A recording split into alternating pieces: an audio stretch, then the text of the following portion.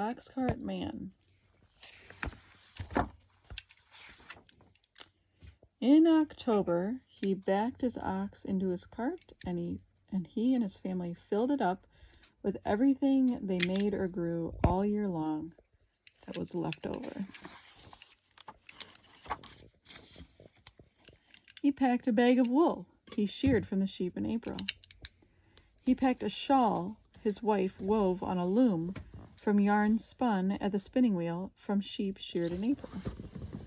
He packed 5 pairs of mittens his daughter knit from yarn spun at the spinning wheel from sheep sheared in April. He packed candles the family made. He packed linen made from flax they grew. He packed shingles he split himself. I can't right now. I will in a minute. He packed birch brooms his son carved with a borrowed kitchen knife. He packed potatoes they dug from their garden, but first he counted out potatoes enough to eat all winter, and potatoes for seed next spring. He packed a barrel of apples, honey and honeycombs, turnips and cabbages, a wooden box of maple sugar from the maples they tapped in March, when they boiled and boiled and boiled the sap away. He packed a bag of goose feathers that his children collected from the barnyard geese. When his cart was full, he waved goodbye to his wife, his daughter, and his son, and he walked at his ox's head 10 days,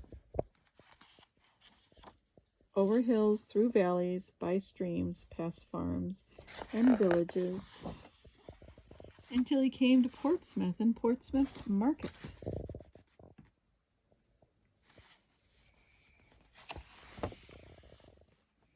He sold the bag of wool. He sold the shawl his wife made.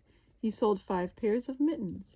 He sold candles and shingles. He sold birch brooms. He sold potatoes.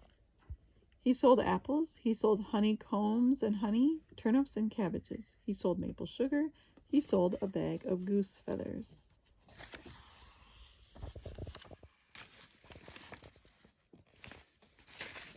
Then he sold the wooden box he carried maple sugar in.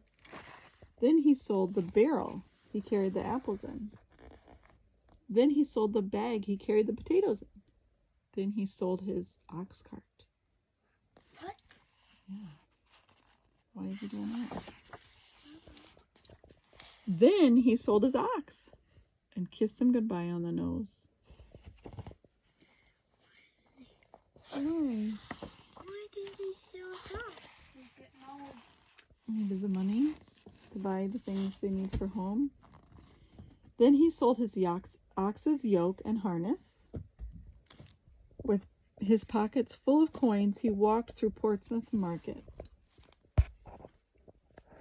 He bought an iron kettle to hang over the fire at home.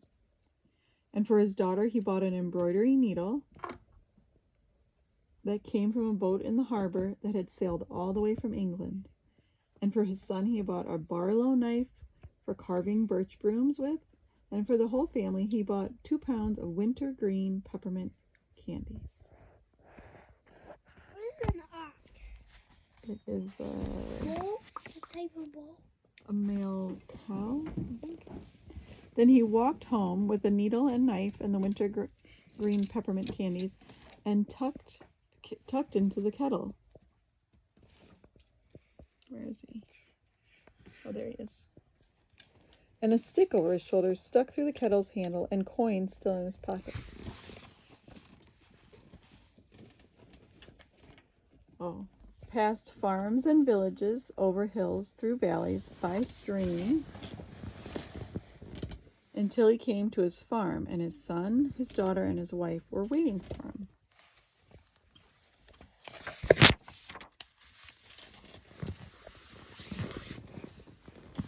And his daughter took her needle and began stitching, and his son took his Barlow knife and started whittling, and they cooked dinner in their new kettle, and afterward, everyone ate a wintergreen peppermint candy. And that night, the ox cart man sat in front of his fire, stitching new harness for the young ox in the barn.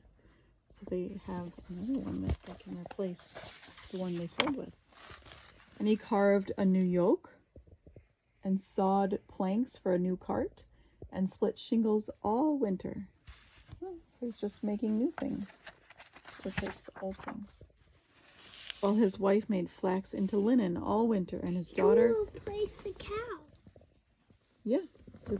the baby. And his daughter embroidered linen all winter, and his son carved Indian brooms from birch all winter. Hi, Spanky. And everybody made candles.